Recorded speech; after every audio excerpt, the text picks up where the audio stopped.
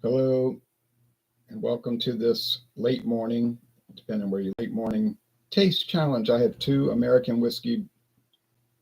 blended American whiskey products. This is Beam's 8 Star, introduced in 1976, Kentucky whiskey, a blend.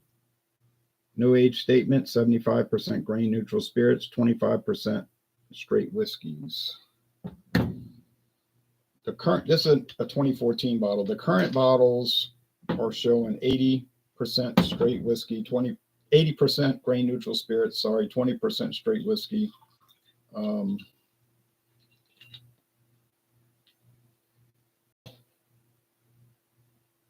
paid $9 for this bottle at Star in Gretna, Louisiana. They only had one bottle in it. It was kind of by itself and dirty, and they had no price tag. And the man said, "I'll sell it to you for $9." I said, "Okay." Now, this was purchased at CVS Pharmacy, Grand Legacy American Blend. No age statement, blended whiskey with natural flavors. It's a DSS, a distilled spirit specialty. It's got no age statement. It's got no blend ratio. So they're probably exceeding the allowed amount of flavoring. So they can't call it Grand Legacy American Whiskey. They call it Grand Legacy American Blend. And then there's a description below what it is: blended whiskey with natural flavors. It had me so confused for a while. Introduced in 2006. It's from Legacy Distilling Company, and it was made for CVS Pharmacy. They used to sell this as a house brand, private label. But last year, CVS sold it. That's why I didn't see it at CVS anymore. They sold that brand to Casey's General Store. So I didn't even put that in the description, but that is what happened. So it's a private label. I guess I'll put that down there in case anybody's interested, and probably nobody is. But they might be. All right, aroma. Oh, yeah, appearance. Well, they're both kind of amberish, but I think this one is a little lighter. And this is the Beam's 8 Star. May have caramel color, just may not have as much. Okay.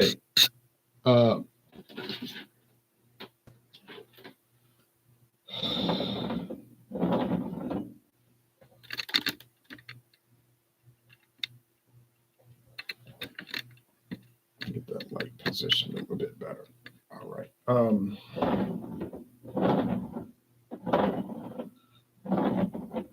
Will I be able to tell them apart? I don't know. I haven't had the best time with this taste series. Been having some trouble with it. Sweaty was outside in the heat. All right. Just a generalized whiskey aroma over here. Less aroma over here. So one of these has more smell to it. Okay. Nothing bad or good for either one, really. Just kind of, just plain. That Grand Legacy, like I said, or if I didn't mention it, was $10.99 for this handle. That was like a special price they had if you had the CVS loyalty card. But like I said, they don't sell it anymore, and I don't know what Casey's is pricing it at now. Probably $14.99, $15.99. Taste time.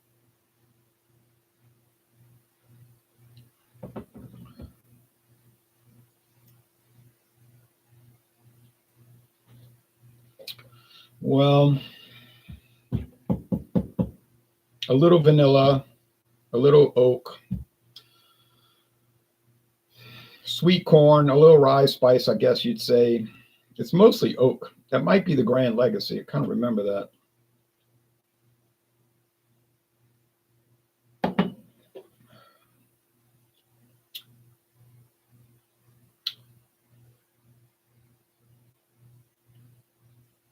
Maybe this one has more sugar, water, and oak, and maybe corn flour.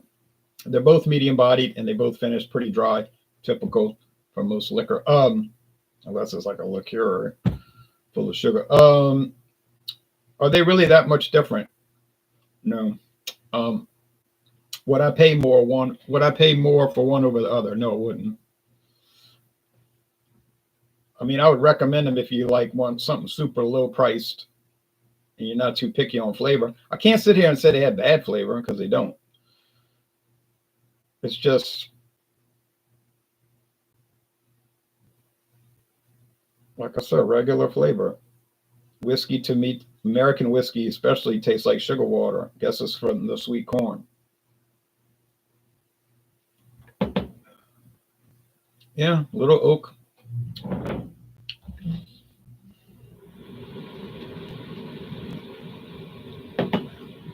Then you get some of that fermentation, like that fermented grain, and then you know it's distilled. So these are maybe closer to each other than any other challengers against Beam's 8 Star, which is kind of ironic, which is ironic considering that Beam's is a true Kentucky blended whiskey and Grand Legacy is a whiskey product, a distilled spirit specialty, since it obviously violates some of the guidelines, maybe in a minimal way, but it does matter, so that's a legal case.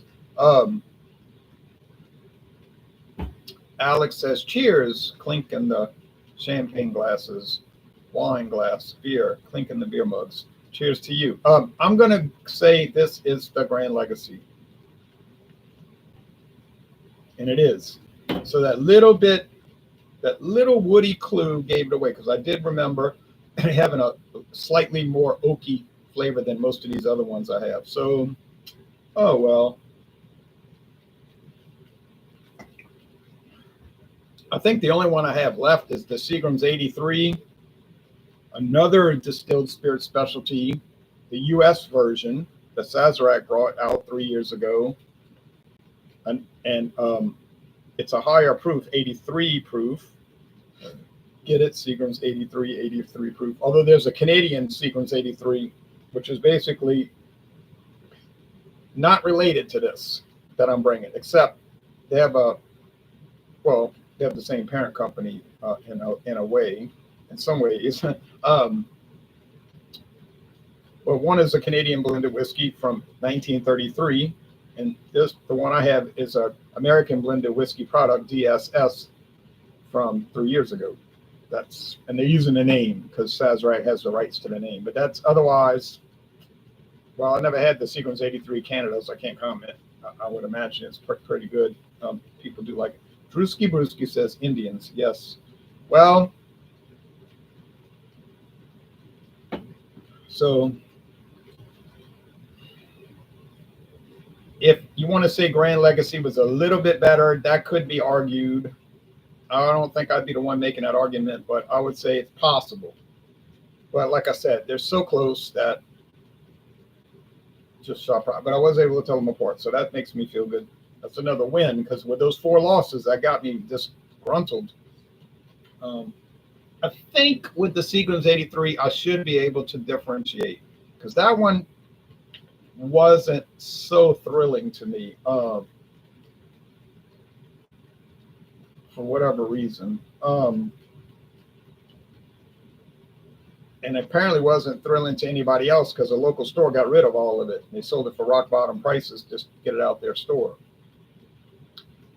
Just saying, when people do that, that usually indicates something. It doesn't indicate extreme popularity. That's my impression.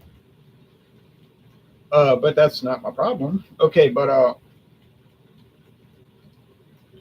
that's the story there. All right, so cheers. And this weekend coming up, Saturday and Sunday, do the Seagrams on Saturday, God willing. And then Sunday, I'm going to try to start doing the bourbon, going back to straight bourbon. Going to make that right turn, go back to, make a U-turn but taking a right, and then go back to straight bourbon. I have Ezra Brooks 80 proof straight bourbon, which is an unusual product on its own merits for this day and age, unusual for the United States.